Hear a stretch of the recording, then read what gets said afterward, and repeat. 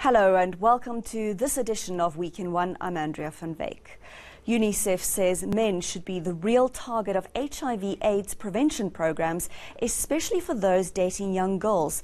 The UN Children's Rights Advocacy Group says while South Africa is doing well in dealing with the pandemic, it needs to change its thinking around who it's educating.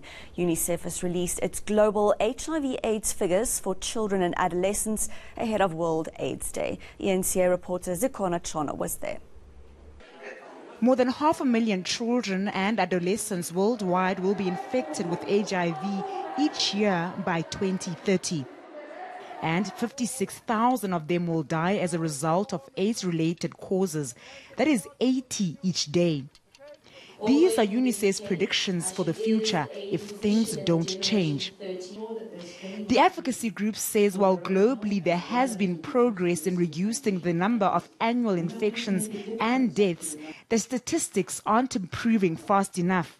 We are successfully identifying over 80% of the pregnant women that are living with HIV and getting them onto treatment. And that's resulted in a huge decline in the numbers of babies born with HIV each year. What we're not doing so well on is in preventing adolescence, and in particular adolescent girls and young women, but adolescent boys as well.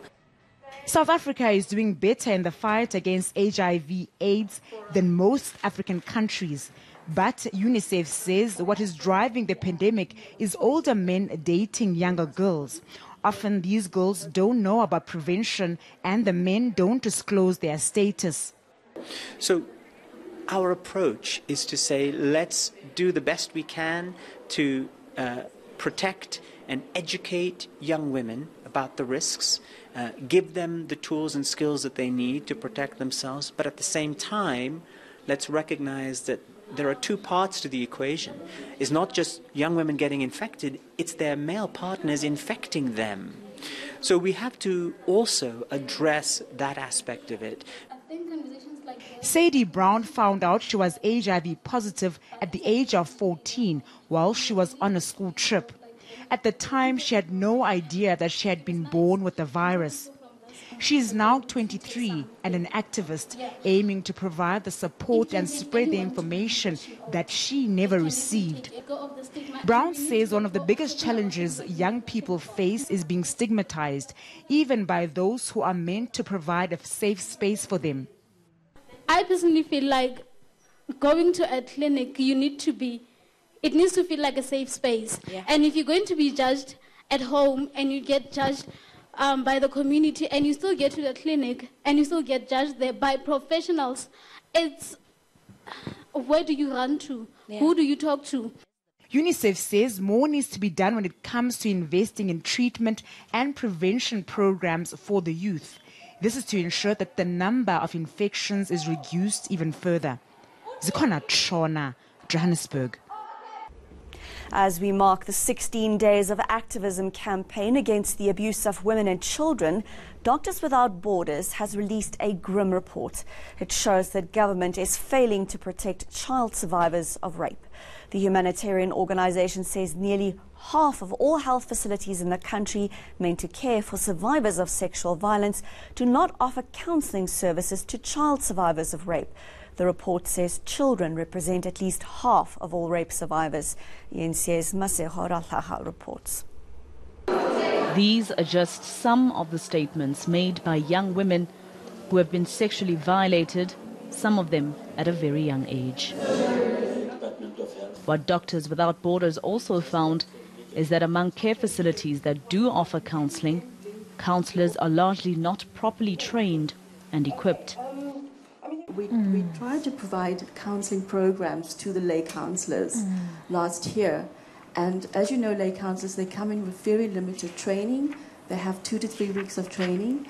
And at the health facilities, they are expected to provide the trauma counselling to survivors. It's both detrimental to the patient and also to themselves because they do not have the faculties to deal with vicarious trauma as someone with a formal training. For the survivors, the findings do not come as a shock. In terms of mental health, fortunately, I was lucky enough to only have to go through the private health system. And even there, not counting the long waiting lists and having to sleep on metal chairs and waiting for a bed. I mean, going into a private health facility and getting immediate care, there are people who are unwilling, people who don't understand, people who say, oh, why do you need to see a counsellor now? Can't you wait until the morning? The aid organization says severe health consequences of rape can be prevented or lessened with timely access to correct and proper mental and physical care. Masegora Hlaga, Newtown. A religious rights group says parents should have the right to choose what is best for their children, even if it includes spanking.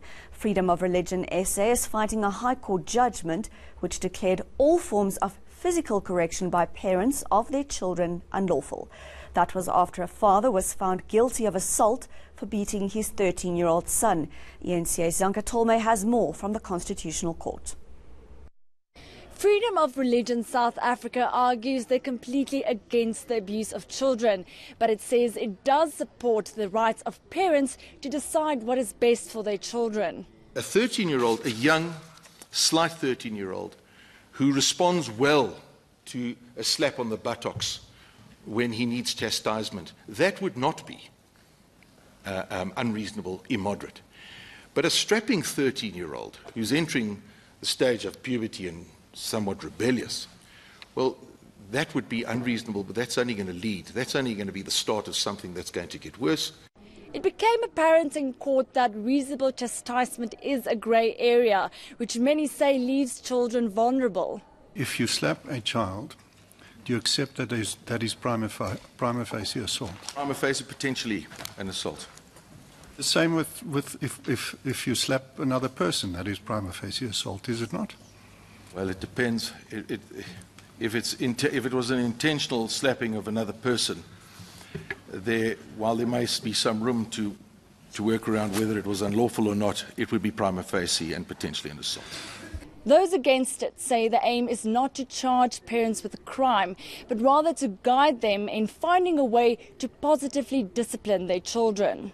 We would submit that there isn't a compelling reason why the other rights of religion, cultural practice and so forth should trump the rights of children here. 4SA says Parliament should deal with the matter instead of the High Court just abolishing the law of defence. Zanka Tolme, Johannesburg. Still to come, Eskom can barely keep its head above water with financial statements in the red.